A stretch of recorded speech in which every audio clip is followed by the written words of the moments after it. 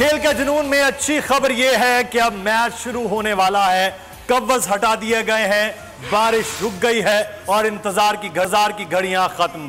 Bharat match Pakistani वक्त पर 4:10 पर शुरू होगा, यानी कि 5 मिनट के बाद अब मैच शुरू होने वाला है। जी हाँ, और वो तमाम लोग जो इस चीज़ का इंतजार कर रहे थे कि जल्दी से बारिश खत्म हो जाए और इंस्पेक्शन हो जाए मैदान की और मैच शुरू हो जाए, क्योंकि इससे पहले भी मुदस्सिर मैच को बड़ा महदूद कर दिया गया है, ओवर्स बड़े कम कर दिए गए हैं और जो शायकीन क्रिकेटर हैं वो तो परेशान नजर आ रहे हैं कि मैच अब जो है वो शॉर्ट होता जा रहा है।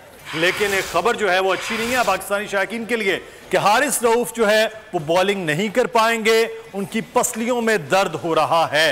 हारिस रऊफ अपने बकिया ओवर उन्होंने करना थे, 50 ओवर्स का मैच है तो हारिस रऊफ को बॉलिंग भी करना थी। अब उनके हिस्से की बॉलिंग अब देखते हैं कि बाकी 5 ओवर कौन करता है, लेकिन हारिस रऊफ अब बॉलिंग नहीं कर पाएंगे, उनकी पसलियों में दर्द है। सब्सक्राइब करें और बेल दबाएं ताकि कोई खबर रह न जाए।